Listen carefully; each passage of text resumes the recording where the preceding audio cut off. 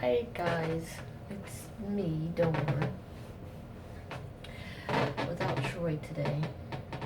Troy is actually sleeping right now. Everybody's sleeping but me. Everyone goes to bed early. I stay up late, writing and thinking and plotting and all those things that I do. But lately, I've been having a hard time writing.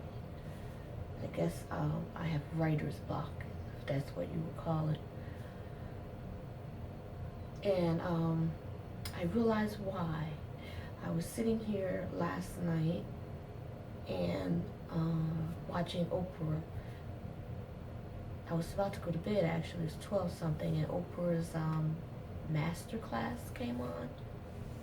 So I was listening to her speak, and she said something that made me realize what my problem was. What Oprah said was that she said, we all have our own separate lives. I'm not quoting her because I can't remember exactly, but she said something about us all having our own separate lives. We are all our own individual people with individual experiences. No two lives are the same. No two experiences are the same. She gave an example of two sisters being in the same room experiencing the same incident and walking away with two different outlooks on whatever it is that they experienced. And it made me think about me and my problem with writing. When I wrote my book, this Till the Break of Dawn, for those of you who don't know what I'm talking about, this is what I'm talking about, Till the Break of Dawn. When I wrote it, I wrote my experiences. I wrote my views. I wrote what I saw. I wrote what I heard. I wrote what was said to me, what was done to me. I didn't write about what someone else experienced, what happened to someone else, that I didn't have a direct role in. And besides, even though I did that, people were still angry with me. And that makes it hard to write because, you know, my writing is based on my personal life. And there are a lot of people who are involved in my personal life, which means that I'll be writing about other people as well. So I keep thinking about their feelings, just like Until the Break of Dawn, when I realized how Aiden felt about what I wrote. I don't want to do that to anyone else. So it keeps stopping me. It's like a hindrance. So when I heard her say that yesterday, Oprah, I said, you gotta stop caring about what other people think. You have to stop worrying about everyone else's feelings because no one's worrying about your feelings. You know, if you read my book, you read the things that I went through, the things that I did, the help that I gave. No one cared about my feelings. No one cared about me in the process. No one respected me. No one cared about me afterwards. No one cared about me. So why do I care about someone else?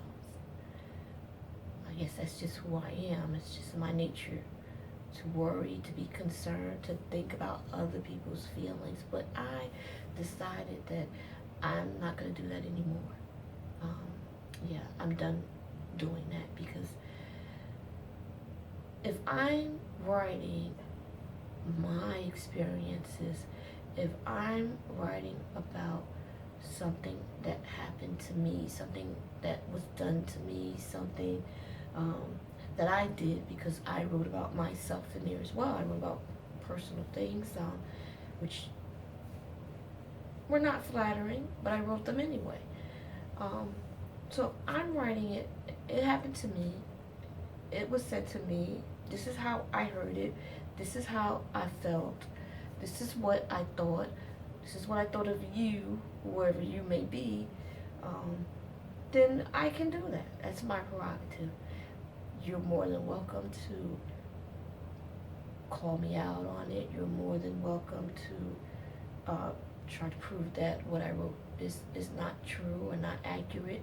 You're more than welcome to tell your side of it. You're more than welcome to do whatever you want to do, say whatever you want to say. But until you do, I am going to do what I do, and it's right about you, whoever you may be. And there's no one in particular that I'm talking to because, again, there's a lot of characters in my life. So whoever you may be, I am going to write about you. And I don't care if you don't like it, and I don't care if you don't like me for it. If you did it to me, I'm going to write about it. Shouldn't have did it. And that's how I feel. And I felt good just saying that. You did it. You shouldn't have did it. You didn't apologize. If you did apologize, so what? I'm writing it anyway. If I write something that you, again, disagree with, then you're more than welcome to call me out, call me a liar. And that's basically it. I'm tired of sugarcoating stuff to appease other people who don't appease me, who don't care about me, who don't care about my feelings, who use me, abuse me, or whatever it is that you did to me, whoever you may be. Because again, I'm not talking to one person in particular.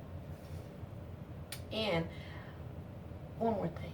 I was at a book club meeting and a woman asked me, and she sounded kind of like, I don't want to say disgusted, but it was just, she was like, why did you go into so much detail in your book?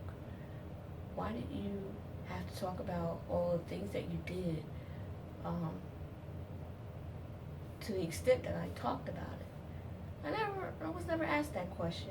And I thought about it, and I said, maybe that's what made Aiden so embarrassed, is that I spoke in detail about some of the things that I did. I didn't speak in detail to embarrass him. I spoke in detail because this particular book, this particular subject, I felt required me to speak in detail because I was thinking when I wrote it that this could be any one of us. This could happen to anyone, right? So if you are reading it or if you've read the book, I want you to think this could happen to me. I might need someone to do this to me. And if you're someone who's reading the book who happens to be in the position that requires you to do this, you know what to expect. You know what you're going to have to do. And then it won't be so bad, you know, when you read about it and you see how it was done, and it's not that it was easy, but you see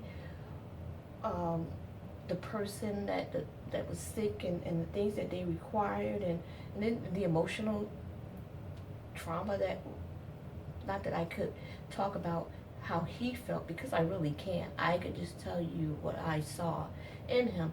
But it's still, when you're dealing with someone else, you can feel that.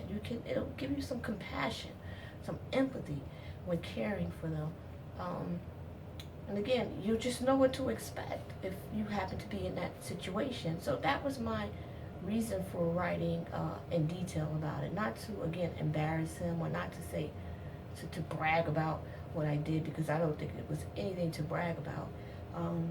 It was just because there might be someone who might need to read that. There might be someone who could use that information. So that's why I wrote in detail, and that's just how I write.